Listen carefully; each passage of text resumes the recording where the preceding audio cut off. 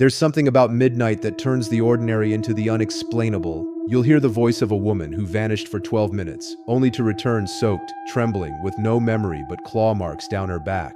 You'll meet a trucker who stopped for gas on an empty stretch of desert road and came back with someone in his cab who should have been dead for a decade.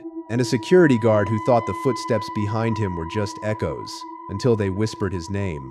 These are not ghost stories. These are survivor accounts. These are real midnight horror stories from people who shouldn't be alive. I'm a long-haul trucker. I drive mostly at night through the loneliest stretches of America. Not because I like it, but because the pay's better and there's less traffic. This happened back in the fall of 2019, somewhere along Route 87 in Arizona. I've been through that desert stretch more times than I can count. Flat, empty, with nothing but sagebrush and rattlesnakes for miles. No towns, no lights, just the road, my headlights, and the drone of the engine. That night I was hauling a load of industrial piping from Phoenix to Albuquerque. It was just after midnight when my fuel light flicked on. I was about an hour away from the next confirmed stop. Winslow, I think. I figured I'd push it. My truck's reserve tank could go 60, maybe 70 miles on fumes. But something told me not to risk it. So when I saw the glow of a gas station sign in the distance, red and green neon flickering like it had seen better days, I felt a weird kind of relief. I didn't remember there being a station out there, but maybe I just missed it before. These back roads are full of weird little stops that come and go. I pulled in slow. The place looked abandoned, like it hadn't had a customer in years. Dust clung to the windows, weeds grew through the concrete, and one of the overhead lights was swinging, creaking in the desert wind. But the pumps were on. The screen blinked to life when I slid my card in. No logo, no branding, just an old black and green LCD readout. It read, "Begin fueling." That should have been my first red flag. No gas station I've ever seen had a pump that old still working. I stepped out, stretched, and started filling up. That's when I noticed it. There were no insects, no sounds, no chirps, no buzz of crickets, not even the wind anymore, just dead stillness. Then the station lights flickered, just for a second, and I thought I saw someone standing inside the building. The windows were dark, but a shape moved, tall, maybe 6'5", broad shoulders, just standing behind the glass, unmoving. I froze. I watched for a few seconds, and the figure didn't move. Not an inch. My brain did a little gymnastics. Maybe it was a mannequin. Maybe my eyes were playing tricks. The desert does that to you sometimes. But then the pump clicked off, tank full, and the door to the gas station creaked open. No bell, no sound, just the soft scrape of wood against tile. The lights inside were out, but something or someone had opened the door. I didn't wait. I capped the tank, jumped in the cab, and drove. But as I pulled away, my headlights swept over the storefront, and that's when I saw it clearly. The figure, it had stepped halfway out the door, head tilted to the side. Its skin was wrong. Not skin, really. Almost like stretched wax. And the eyes? They reflected light like an animal's. I swear they glowed faint yellow in my mirrors. I didn't sleep that night. Didn't stop until I hit a lit-up rest stop in Gallup. The next morning, out of curiosity, and maybe against better judgment, I checked my GPS logs and receipts. That gas station didn't exist. Nothing matched. No coordinates, no transaction history, nothing on my bank statement, like it never happened. I called a buddy of mine, a fellow trucker who runs the same route. He laughed at first, said I was just overtired, but when I mentioned the gas station, the neon sign, the old pumps, the figure, he went quiet.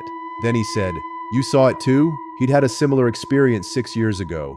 Same road, same type of station, same figure watching from inside.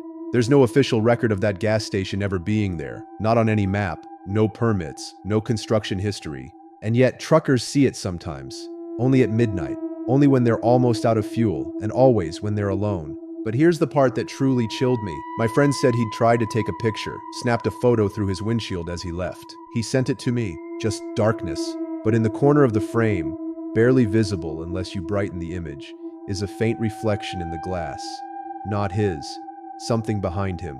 Tall, broad shoulders, and glowing yellow eyes. He used to work the overnight janitor shift at a nursing home just outside of Charleston, West Virginia. It wasn't glamorous, but it paid decent, and the place was quiet, sometimes too quiet. It was one of those older facilities, half updated, half crumbling with age. Most of the residents were nonverbal or completely unresponsive. The halls were dim, the wallpaper was peeling, and the only noise you'd hear between 11 p.m. and 6 a.m. was the occasional cough from the rooms. That building had a west wing no one liked to use, A stretch of rooms that were technically still operational, but had been empty for years. Mold issues, draft problems. The residents were kept on the east side, where the heat worked and the lights didn't flicker every time the wind blew. But that didn't mean I got to avoid the west wing. Cleaning was cleaning. My job was to mop those halls once a week, always on Thursdays, always after midnight, alone. The first night I went down there, I noticed the air felt heavier. Not colder exactly, but like something was pressing against my chest. The hallway was long, with a mirror at the end that warped your reflection just slightly. Even if you knew it was a mirror, something about it made you feel watched. I hated turning my back to it. I kept my headphones in, blasting music just to break the silence. But one night, I swear, as I passed the mirror at the end of the hall, I saw a man standing in the hallway behind me, reflected clearly. I turned around fast. No one. Just me and the empty corridor. I told myself it was a hallucination, sleep deprivation, maybe a shadow. But after that, I started leaving the hallway for last every time. Weeks passed, but every time I entered the west wing, the atmosphere changed. Doors I'd left shut would creak open. Once I found a wheelchair slowly rolling down the hall on its own. Another time, the lights overhead all buzzed to life the moment I stepped in. They'd been off for hours. Then came the night I almost quit for good. It was around 1:45 a.m. I was halfway through mopping when I heard something drag behind me, like the sound of shoes scraping across the floor. I turned. The hallway was empty, but that mirror, the warped one, was showing two people, me and a man at the very end of the corridor. He was tall, bald, wearing what looked like an old hospital gown. His head was tilted too far to the left, like his neck had been broken, and he wasn't moving. I froze. I watched the mirror for a full minute. He didn't move, but he didn't vanish either. Then the lights started to flicker, one by one down the hallway, starting from the mirror, coming toward me. I ran. I left my mop, my gloves, my cart, everything. I didn't stop until I reached the main desk on the east wing. The security guard, Walt, an old guy in his 60s, gave me a strange look. I told him I thought someone had broken in.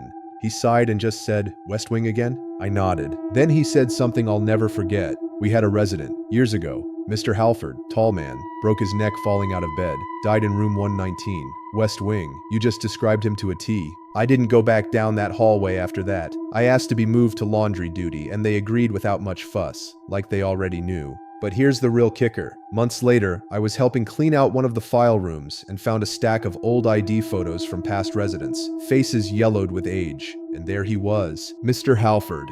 Same vacant stare, same twisted neck. Same man from the mirror. I left that job not long after. I still think about him. Wonder if he's still there, watching, waiting. I don't know what he wanted, but I don't think he liked being seen. And I know, without a shadow of a doubt, I wasn't supposed to be in that hallway. Not that night, not ever. It was the night before Thanksgiving. I was driving through the back roads of western Pennsylvania, trying to make it to my parents' place before midnight. I'd taken a late shift at work and left around 10:30 p.m. The roads were wet, slick from an earlier downpour, and the fog was starting to roll in like smoke from some unseen fire. I hadn't seen another car in at least 30 minutes. I took a shortcut through a less traveled rural highway. Trees leaned close over the road like skeletal arms trying to touch. My headlights barely pierced through the thick fog. I remember my knuckles going white on the wheel. I wasn't scared yet, but something felt off. It was the kind of quiet that wasn't peaceful. It was too still, too hushed, like something was holding its breath. As I rounded a bend, my headlights caught something, a figure standing in the middle of the road. I slammed the brakes and skidded slightly, heart pounding. My tires squealed, but I came to a stop just in time. It was a woman, pale, drenched, wearing a long red raincoat that looked decades out of style. She didn't flinch at the sound of my tires or the blinding high beams in her face. She just stood there, motionless, staring. I rolled my window down a few inches and shouted, "Ma'am, are you okay?" No response. She didn't move. Not an inch, just stared at me like she could see through me. I leaned over to flick on my hazard lights, trying to grab my phone, but when I looked back up, she was gone. I blinked, looked down the road, checked my mirrors. Nothing. She wasn't walking down the shoulder, not running, not ducking behind a tree. It was like she had evaporated into the fog. I'm not the kind of guy who believes in ghost stories. I work in IT, I live in logic. But that night, something broke in that belief. Shaken, I drove on. A few miles later, I passed a faded wooden sign for a town I didn't recognize, Red Pine Hollow. I'd driven this route dozens of times before. That name had never been there. The sign looked aged and rotted, like it had been there for years. As soon as I crossed into town limits, my radio started picking up static. Then a faint voice, whispery female, filtered through the white noise. I couldn't make out the words, but it was rhythmic, like singing. I reached down to turn off the radio. When I looked back up, I nearly swerved into a ditch. She was standing on the shoulder now. Same woman, same red coat, same lifeless stare. But this time, her mouth was open like she was screaming, except I heard nothing. I didn't stop.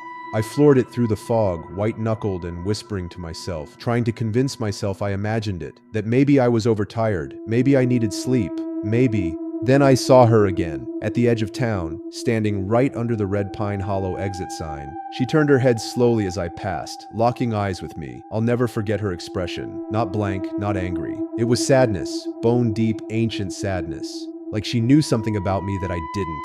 I drove until I was back on the interstate. I didn't see another car or building for 20 miles. When I finally got to my parents' house, I didn't say a word about it, just went straight to bed. The next morning, over breakfast, I casually asked my dad if he knew a town called Red Pine Hollow. He paused, said he hadn't heard that name since he was a kid, told me there used to be a place with that name about 50 years ago, but it was abandoned after a fire killed half the population.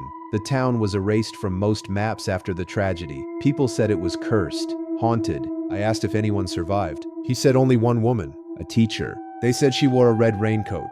And the last time she was seen alive, she was found standing in the middle of the road, blocking traffic on a foggy night, before disappearing forever. To this day, I haven't driven that route again, but sometimes, late at night, when the fog rolls into town, I think I see a flash of red standing just beyond the tree line, and I wonder if she remembers me too. I used to work overnight security at a hospital in upstate New York. The job sounded easy on paper. Sit at the desk, make hourly rounds, log any incidents, and keep an eye on the CCTV monitors. What they didn't tell me was that the hospital was built in the 1940s, and half of it had been shut down years ago.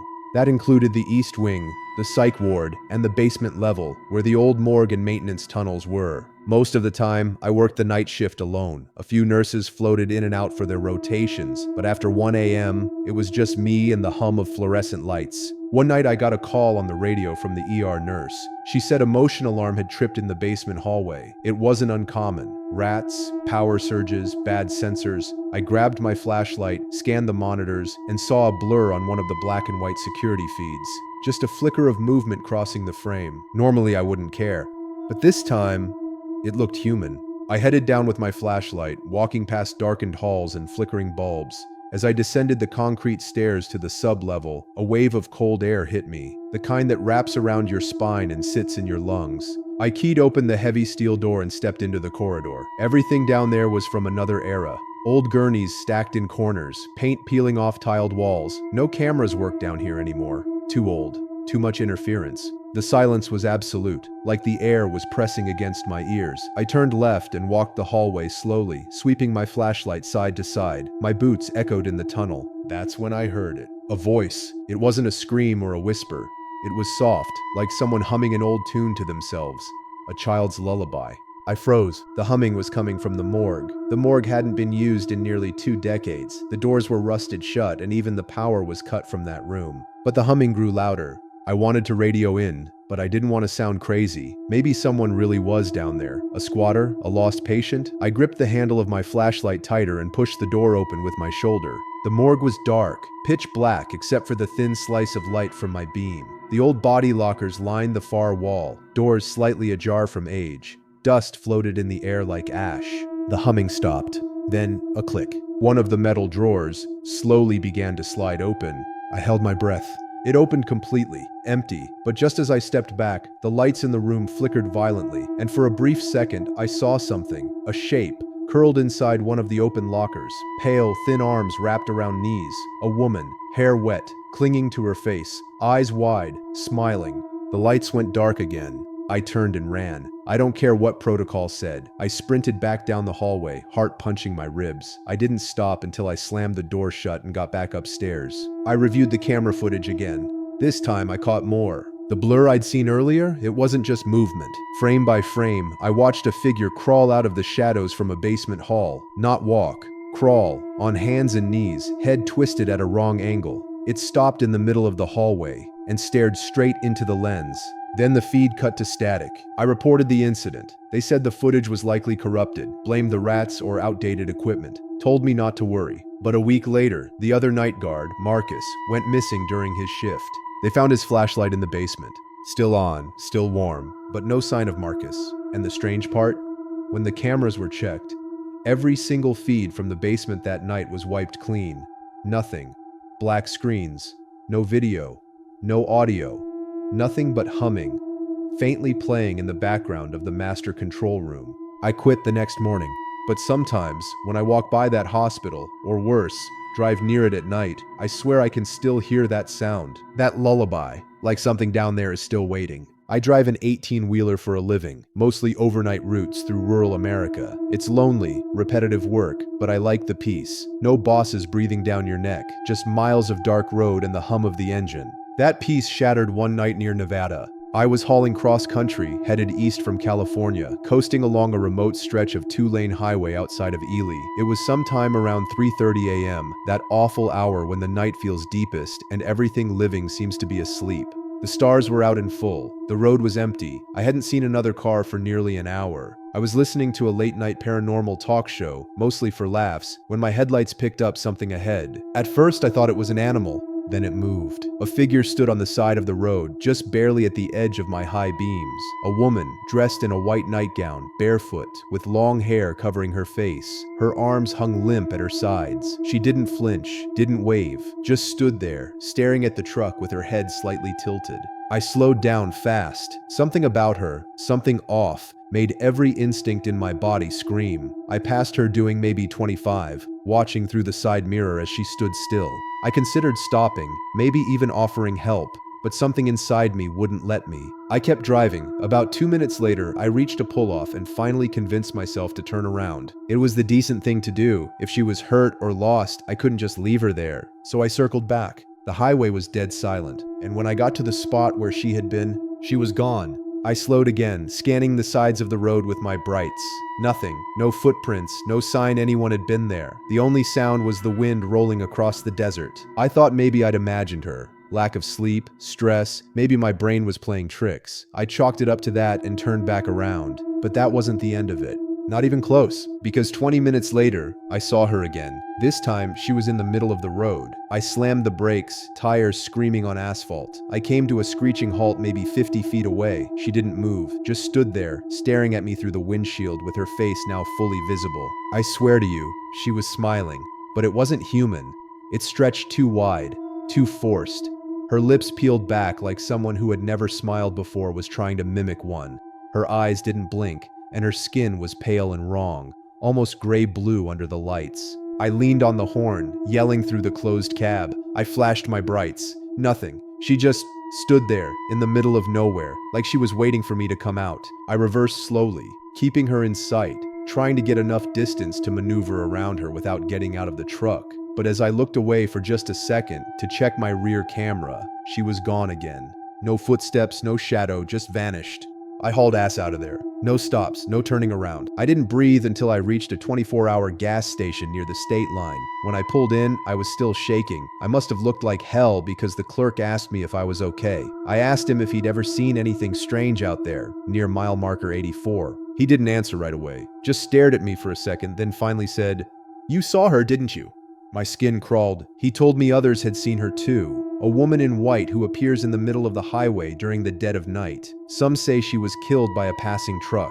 Others say she escaped from a nearby institution that burned down decades ago. But the creepiest rumor? She's not trying to stop you, the clerk said. She's testing you, seeing if you'll pick her up. I asked him what happens if you do. He didn't answer. He just gave me my change and said, "Don't ever stop for her again."